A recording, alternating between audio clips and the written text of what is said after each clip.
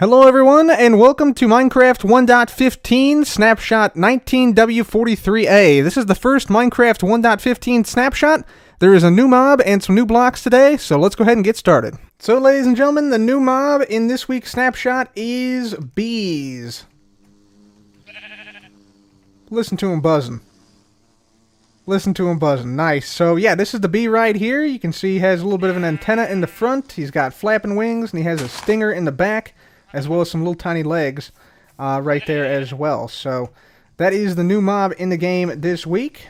So there's a lot of things to know about bees, ladies and gentlemen. So bees are naturally neutral. They don't attack the player. You can see I'm actually in survival mode right now, and yeah, I can basically like bump right into a bee and nothing happens. So they won't attack the player unless you attack them. Now, bees have a very interesting sort of cycle throughout the day. As I mentioned before, bees are neutral. However, if you do hit one, you'll see, yeah, they actually will sting you, and they actually do, like, track you to sting you. So, yeah, this guy right here is actually upset at me. You can see he flips over and stings me, and the stinger actually stays in me and poisons me for a little bit. And also, the bee loses its stinger, and after about 20 seconds or so, the bee will actually die. So we'll see right here that happen. You can see the bee's eyes also turned red during that encounter there. And the same thing happens if you actually take honey from the beehive. So we'll just follow this bee around, and you'll see after about 20 seconds, the bee will actually keel over and die.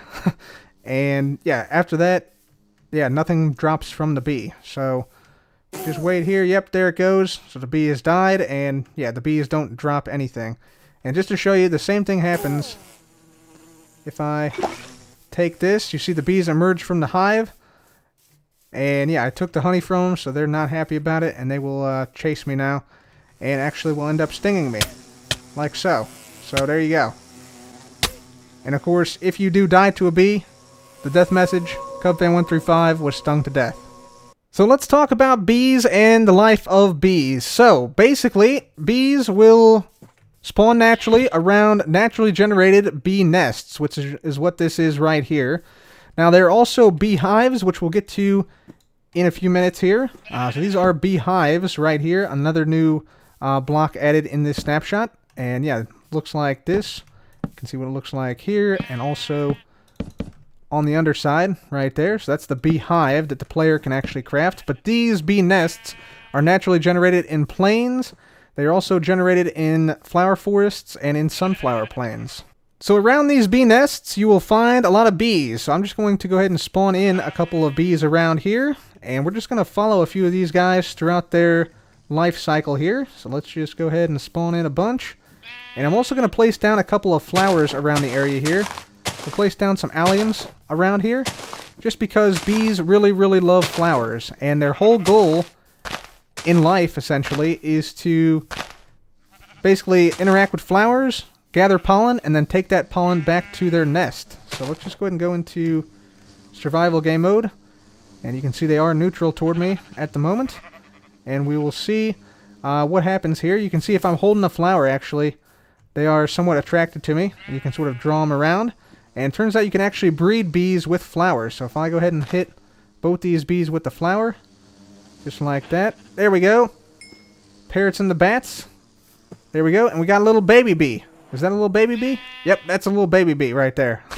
Very nice. That's cool. So, yeah, we should see, yeah, this start to happen with some of our bees. So the bees gather pollen from the flowers. They take that pollen and go right into our bee nest. Now, if I hit F3 here, you'll see we're at honey level 0 currently. And so basically the bee is in there, it's working right now, and as more bees bring in more pollen, the honey level will increase. So we're at honey level 0 now, but once the bee pops out, yeah, we'll see the honey level go up by 1. And this guy looks like he is maybe potentially dropping off some pollen from some flowers here. But we'll see, we'll hang around here and see what happens. There's a second one that went in. Very good. So now, if we have bees emerge from this, we should see the honey level go up. And you can actually gather honey, which is why that is somewhat useful. So we'll just follow around a couple of things here. You can see the little baby bumblebee here has also gathered some pollen. Following Mama Bee around. That's pretty cool. Yeah, so let's just wait here by the bee nest and see what happens here. So yeah, you can see a good example here of what the bees do. They sort of like get all into the flower and pick up the pollen. There he is. Yep, just picked it up. And I think we also just had a bee emerge from here. Yeah, so we have honey level 1 on our bee nest now. So that is pretty cool. Looks like this guy is going to go in there. Yep, there he goes. Okay, that's 4 bees inside of this. So once all of these emerge now, we should see this change state. Oh, there was one that just came out, so now we should be at honey level 2. Very good. Very good. And there we go. So, the bee nest has now reached honey level 5, and you can see it's now oozing with honey. Check it out. There's also honey literally spilling onto the ground now. And not only that, but you can actually harvest the honey from the bee nest itself now by right-clicking with an empty bottle. As you can see right there, looks like the bees did become angry that I did that. So this right here is what the honey bottle looks like. If I go ahead and eat the honey bottle, there you go. It has sort of a unique sound. It restores 3 drumsticks of hunger and also gets you a lot of saturation, actually. Like a significant amount of saturation. So with the honey bottles being bottled, you actually can't stack it. So you can't stack honey bottles together to take a whole bunch of honey bottles with you. They have to be individually, each taking up 1 slot. However, it appears like you can eat honey without being hungry. So I'm not hungry right now. And I have no problem eating it. And it actually does give you a pretty big amount of saturation. So this might actually be a good strategy to keep, a honey bottle with you. And yeah, eat honey whenever you can. Like if you see like a beehive around that's full, just to keep your saturation up. And that way you don't have to eat as frequently. Because the only food you can do that with currently is coarse fruit. So hopefully we see them keep that mechanic, but that is how it is right now in the game. By the way, you can also craft honey into sugar. All you have to do is place the honey bottle into the crafting bench, and you get 3 sugar from every bottle of honey, and you also get to keep the glass bottle. So that is also a pretty nice feature. A couple other things about bees. Bees will actually share the location of flowers with other bees, so I thought that was pretty cool that they added that. Sort of a social functionality to bees themselves. If a bee can't find any nectar and any flowers in the nearby area, it'll return to the nest or beehive after a little bit. If a bee doesn't have a home nest, it'll wander around until it finds one it can use. So if it can't use this one, it'll go to the next one that it finds.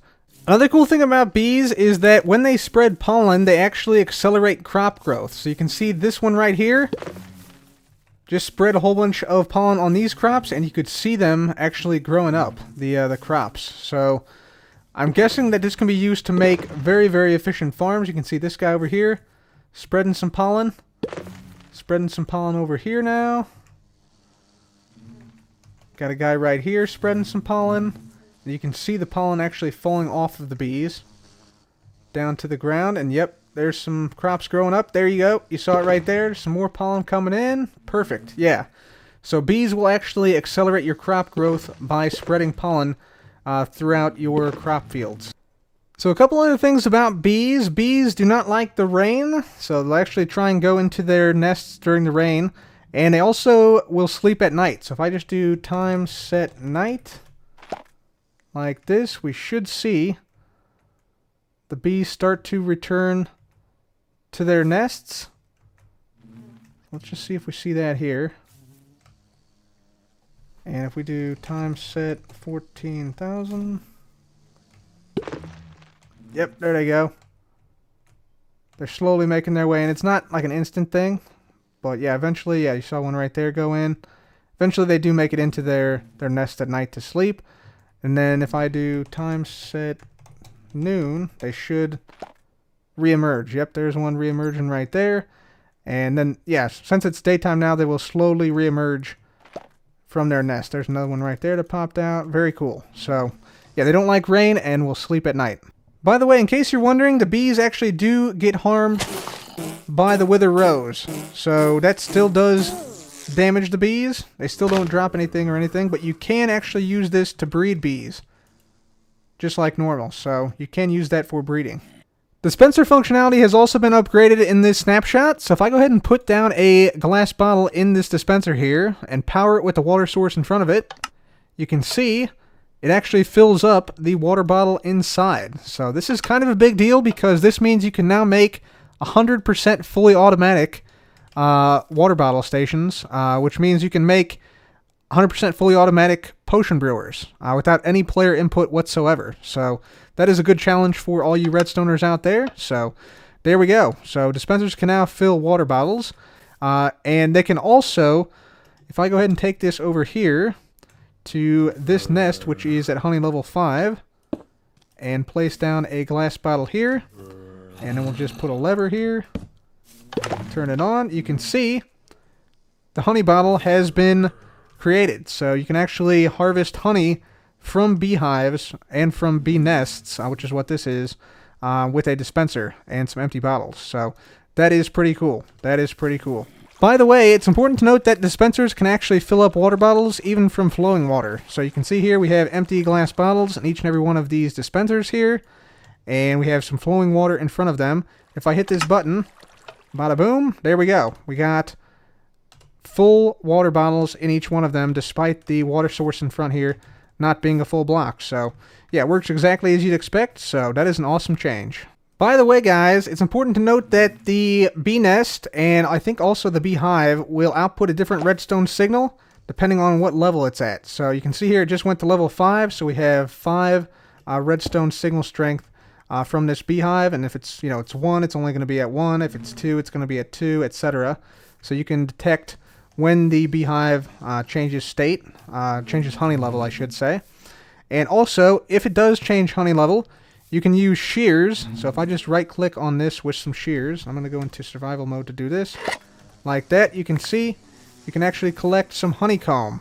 And of course, when you do this, the bees do become a little bit angry, but you can use this honeycomb for some useful stuff. So what you can do is use the honeycomb to craft a beehive. So the beehive can be crafted just like this. So we have oak planks, we have honeycomb right here, 3 honeycomb for 1 beehive, and then planks on the bottom, and that gets you your beehive. And so the beehives just work exactly the same as the bee nests, except the player can actually craft these. So yeah, this is what the beehive looks like right here. So bees will also live in these and can basically use these exactly the same as they can these nests, except these beehives don't naturally generate.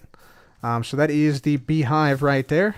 It also works with shears. If you have shears in a dispenser pointed at a bee's nest, which is at honey level 5, then you can, of course, activate the dispenser, and you just saw it right there. It actually gets you honeycomb. By the way, in case you're wondering, you can send a redstone signal through a bee nest as well as a beehive right here, and you can place redstone on top of them as well. So that's really cool. You can see this has now reached honey level 1. And yeah, it's outputting a signal strength from the comparator of 1, and now it's at 2. So we should see honey level 2. Yep, so this is indeed following that signal strength protocol. And also you can pick up the bee nests if you have a silk touch tool. So normally if you break this, it would just break and it wouldn't drop anything. But if I have a silk touch axe, for instance, right here, I can break this. Of course, it does anger the bees, so they will begin to attack. Yeah, you can see this guy has just decided to attack. But yeah, I have a bee nest now, and if I go ahead and I place this down here, there we go. Bee nest is now back. And yeah, it's still in the same state it was in. If I did not break it with a proper tool, without a silk touch tool, see, it just breaks and doesn't drop anything. Another cool thing you can do is you can actually use campfire smoke to calm the bees. So the way you do this is you basically put campfires underneath of the hives or the nests, and then presumably, like, they won't attack you immediately when you break the hive or nest, or also when you retrieve honey or gather honeycomb. Alright, so let's just see if this keeps the bees calm here. So we have the campfire lit and everything. The smoke is going through the nest. Just gonna shear it here. And yeah, they're not attacking me this time. That's good to know. So yeah, that's a way you can safely harvest honeycomb and presumably honey as well from both the hive and the nest. So, fantastic. By the way, harvesting the nest with a Silk Touch tool is actually a very easy way to get bees, because the bees are actually stored inside the nest. So if I go ahead and just go into survival game mode, break this beehive, there we go. So yeah, we should see that this bee nest here, yeah, actually has bees inside of it. So if I just go ahead and place this down here, let's just go over this way, and we should see bees emerge from this nest. Yep, there he goes. Okay, there's 2 bees right there inside of that. Very nice. So yeah, that's a good way to transport bees from one location to another using Silk Touch. Another cool thing you can do is you can actually attach leads to bees and lead these bees around just like you would any other mob. So yeah, you can see easily attaches to the bees, and we can just drag them along just like that to move them to a new location. So that's another way to move bees. By the way, in case you're wondering, if you grow a tree in a plains biome now, you can actually sometimes get a naturally generated bee nest along with it. Yep, there we go. Okay, yeah. So, yeah, you can get bees nests naturally generated in trees which you plant down as saplings and then bone meal like that. So this is actually a pretty big deal for things like tree farms, because bees nests cannot be pushed by pistons, as you can see right here. So yeah, that might be an issue for some tree farms in certain biomes where bees can exist. So yeah, definitely need to be aware of that, especially if you have a automatic tree farm of any type. Another very important change from Minecraft 1.14 is that villagers will now only restock twice per day yet again. So I can just show you this right here. So there's one time we've traded with him. Yep, so this guy is now locked out. So, yeah, you see right there, he tried to restock, and yeah, can't, because they only restock 2 times per day now. So, yeah, getting your trades now in 1.14.4, when this was not the case, they would pretty much infinitely restock whenever they were at their workstation. So, yeah, just be aware of that change, as trading will go back to how it was before, with only 2 trades per day. By the way, in addition to what I've shown you already today, there are 2 unused textures in the game files that have been found by users on Reddit. One is crystallized honey, which is on the left of this image, and one is wax, which is on the right. So thank you to Xander Drake on Reddit for posting this and yeah, showing us these textures here. And here's what they look like in-game, courtesy of Alien 51. So that would be what a wax block could potentially look like, and crystallized honey is on the image below there in the item frame. So, yeah, those may be coming to a Minecraft near you soon in 1.15, but we'll have to wait until the next snapshot for that. But anyways, guys, if you enjoyed this snapshot video, please do leave a like, and be sure to subscribe for more snapshot videos just like this. As always, thank you very much for watching. This has been Cub. Goodbye.